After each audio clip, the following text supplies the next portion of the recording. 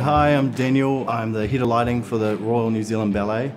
I'm from Invercargill, came on board with the ballet 4 years ago. So at the moment I'm working on the lighting for Venus Rising.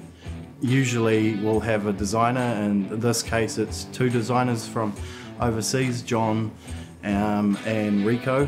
Usually when we are doing plotting in the theatre, we have the lighting designer on board with us. They're usually sitting next to us in the theatre. Yeah, so because of COVID, we've had to set up a virtual theatre where Rico and John and I can go through the show, focus the rig, talk about what HQ looks like, and it gives us a better understanding as well of what we're going into the theatre for. So we're actually a lot more prepared than we would be if we had to wait for the designer to come here. This is MJF Workshop, where we prep all the gear and get it ready for going on tour. The first thing we do is hang all our spot bars, and we go through and colour code and label it, allocate cable to that, so we make looms up and make sure that it's all ready to go and is basically foolproof for the tour. And then we move on to labelling lamps individually, pulling them out of cases, getting them ready.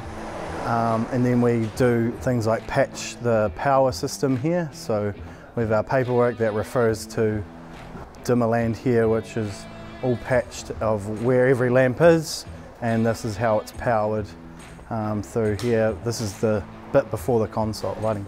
The lighting console talks to this, tells what channel to go up, and that's how the lights turn on and off.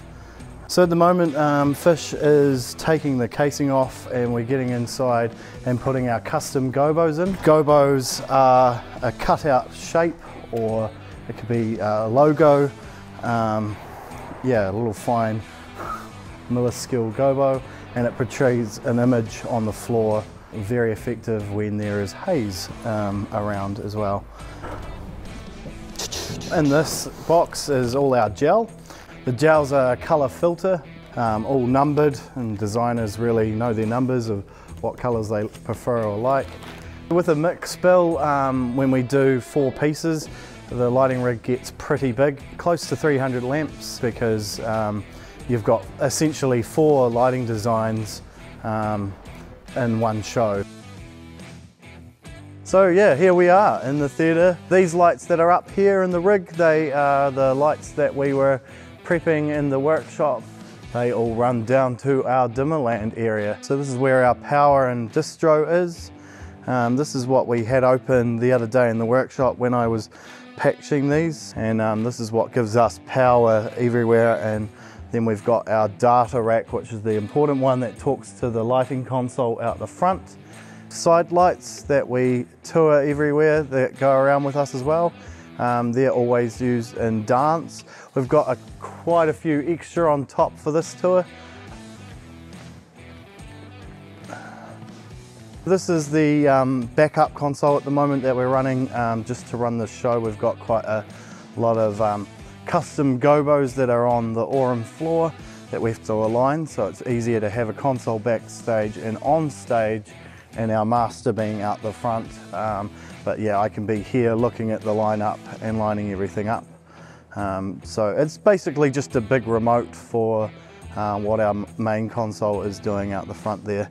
This platform out here, we don't usually do this. This is a new thing for us. Setting up, we needed to get higher because of all the camera equipment for Skyping and team calling the overseas designers, so they could see what they were doing. And also, without the designer on the floor, I'm having to sit up higher so I can see more of what I'm doing on the floor and on the stage here. And there's a lot of screens and a lot of computers out there. I hope you found this interesting, and I hope we see you at a show.